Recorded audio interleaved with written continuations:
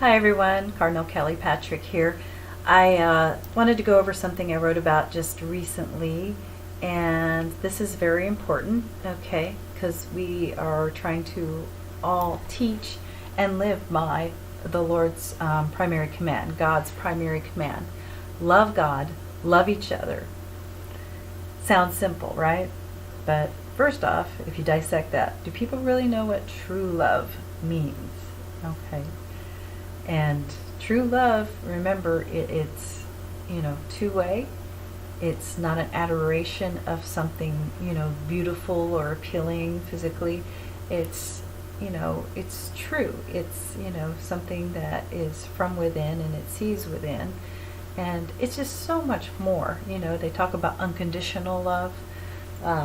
Well, if somebody is not feeling the same way towards you, or you're not treating them, right, and they're treating you right, or, it's just not connecting, it doesn't mean that that's the kind of love that you need in your life, okay? So true love is the way, all right? And to love God, okay, some people are like, I love God, but then they turn around and they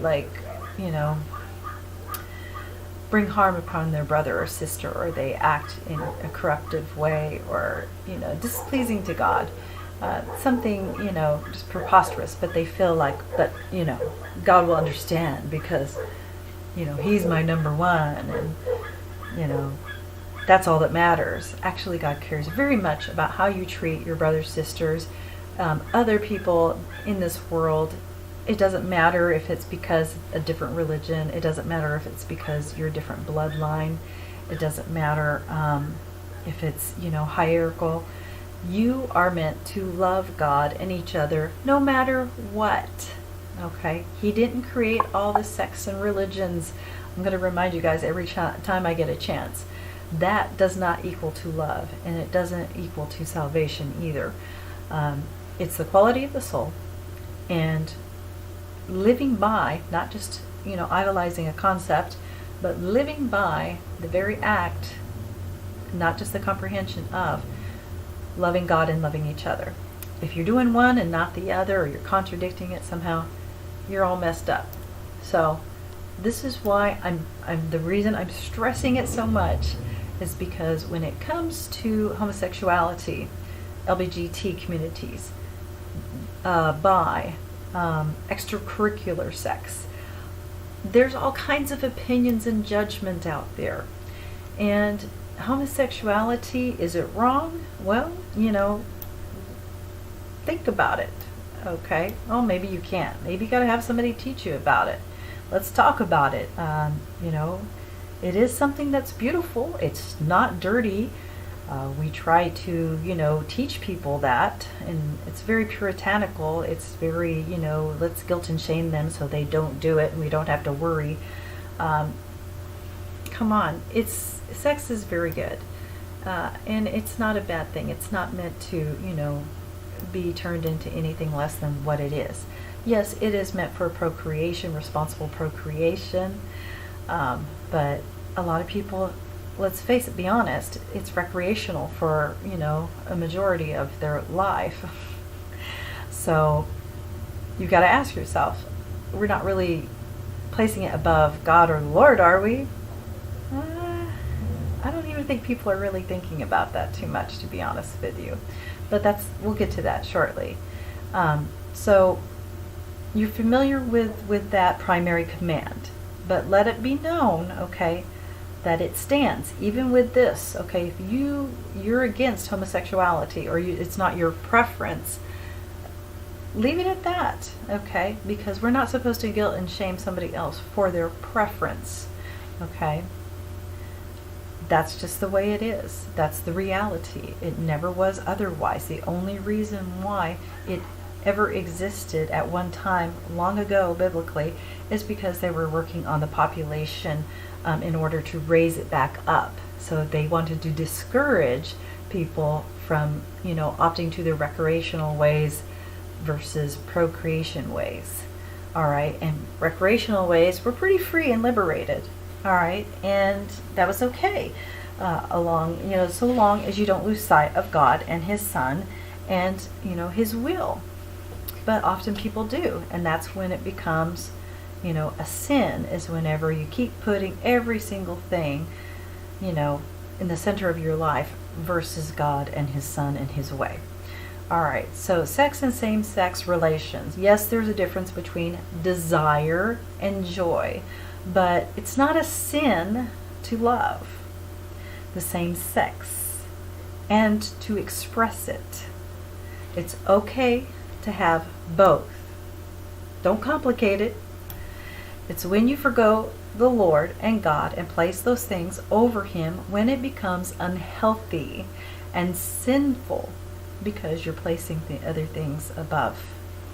Okay, so this applies to not only just, homosexual, LGBT, it also applies to straight people, because they're all guilty of this or not. Okay, some are, pretty cool. They got everything, centered, with Lord and God, and they have, a nice, healthy sexual life. Others got problems, and who knows, they might be addicted to sex. I really don't know what all the issues are, but, there's like some kind of breakdown. So it's time for the masses to evolve and rise above this, poke, poke, poke. It's a sign of the end time that, men are marrying men and trying to carry babies. And, yeah, it's true. God did not create man to carry babies. I agree with that. But, they can have sex with each other. All right? And the new kingdom is going to be the way of the new kingdom. Love is love. And homosexuality, the old law that was biblically once stated, was, again, only a safeguard against the underpopulation. Population stabilization in a short-lived people cannot be assured if homosexuality is practiced. And that's the only reason why it ever happened to begin with. It was supposed to be temporary. So since then, obviously, the world is overpopulated. Okay. And that's why it's changed. So the safeguard is no longer necessary.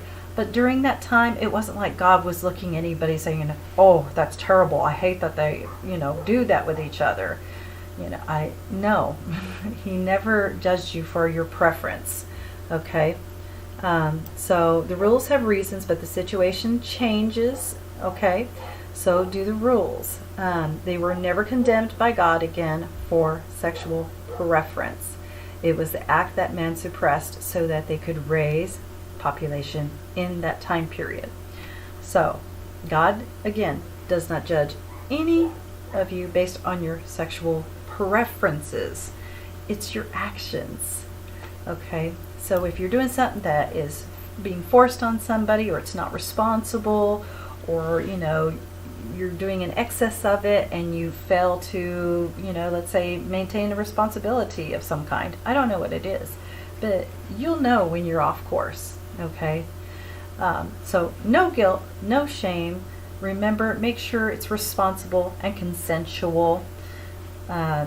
Each to his own. Nothing is forced or judged upon one's preference and pleasure, so long as God and His Son are the center of your life. This knowledge comes courtesy, by the way, of the Lord's Imperial Regent, Angelus Domini, and his teachings are handed down through to him and to us, and we in turn share and live by it accordingly. Christ's teachings have been hidden for a very long time, and the original meanings have been twisted and warped, and we're here to give you the whole truth. So feel free to ask us questions, and we'll be glad to provide you thorough evidence and answers to that. Thank you. Love God, love each other.